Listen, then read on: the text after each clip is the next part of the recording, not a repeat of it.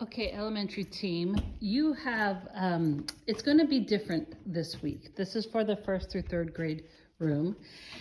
We are going to have the kids come in, not into their small group rooms, but into this large group room. And we're going to have the benches pulled out, and the kids are coming right into the benches. No matter if they're early, if they're on time, if they're late, they're coming in on the benches. And we have the game guy, entertaining the kids. They're going to be playing games up on the screen. There's going to be videos. And then we have some minute to win it games that we'll have set up here.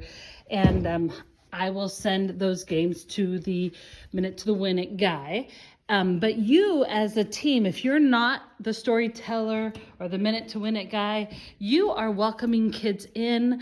Our joy is going to be overflowing. We're going to be talking about Easter and being made new, and we're just super duper excited. So you're going to come in, and your job, if you don't know, if you have a job, then your job is this: to come and connect with the kids, sit with the kids at the benches, ask them about how they're doing, participate in the fun that's happening on the platform. And when we start, we are going to start right at 9 a.m. or 4:30 or 6 p.m. Whenever you're serving, we're going to start our program right at that time, because we have things marked for the minutes, because we have a lot to do and a lot to celebrate. So I wanted to let you know that you are going to be in here, and we're going to start off by singing "Oh Happy Day." I think we'll have a big, huge balloon that we might throw out during the opening time, but you'll know it happens when it happens. But after the "Oh Happy Day," we're going to talk about He is risen indeed, a tradition we have in the church, that when someone says that on Easter, this is how we respond. So we're going to practice that. So you're welcome to do that with the kids at all during their time with you. And so what I want to show you, that if you're not up on the platform during the "Oh Happy Day," we are going to give kids 2 colors of wristbands. And I think that we'll just have 2 that are out. So we'll probably do orange and green, because those are fun colors. And you will do a head count. If we have about 30 kids, 15 will get one color, 15 will get the other color, because we're going to break the kids up in smaller groups to do the craft and the storytelling. So it's not by age, and I feel like when the kids sit down on the benches, they're going to be sitting by their friends, so they will get the same color as our friends. So like we'll do a count, and then we'll determine half of them will be one color and the other half will be the other color. So after we do the intro and all of that fun stuff, we're going to separate the groups into 2 groups, and half of them will stay here. We'll say, green, you're going to stay here, and orange, go line up at the doors. And then orange, you are going to be coming in here. So this is where you guys need to really know what's going on, because you're going to be coming into these rooms and helping the kids create butterflies. So all the stuff is here, and all of the pens are brand new. This will be laid out a little better for you. All the pens are brand new. You are going to be making these butterflies, and so you'll see that this is a paper plate. This part is a paper plate. And so the first rule is that you want to have them color the paper plate. So they need to color the inside of the paper plate and make it beautiful. If you want it to be symmetrical, I think coloring them in circles like that. Some other people put dots all over.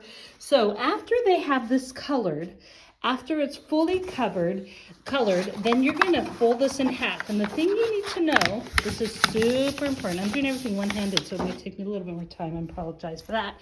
This is your cutting guide.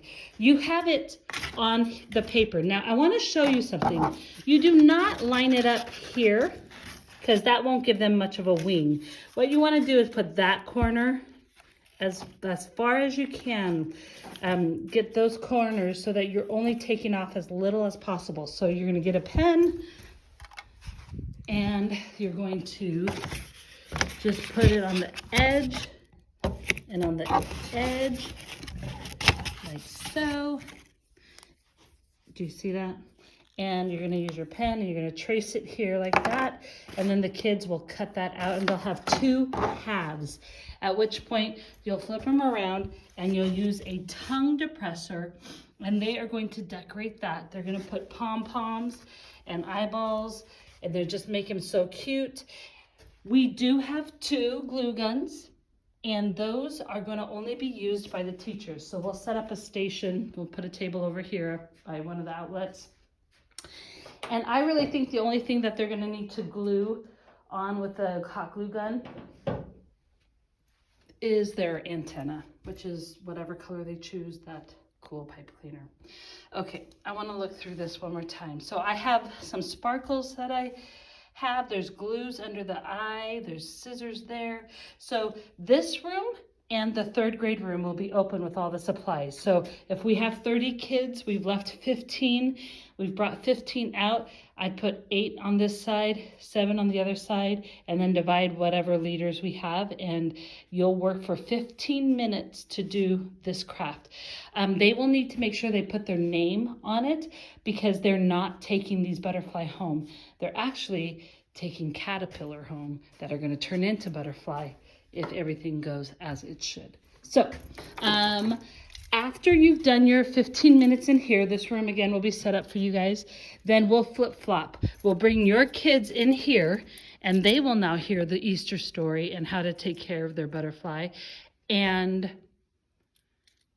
the other group will go and do, and you'll take that other group and you'll help them with their butterflies. So they are going to leave them here.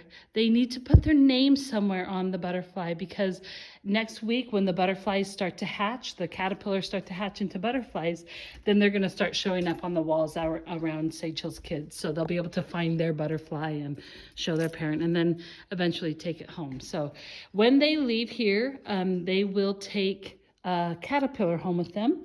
And I'm just asking that you would pray for Sage Hills Kids, that the message of Jesus's resurrection would be super clear, that the joy of the Lord will be felt.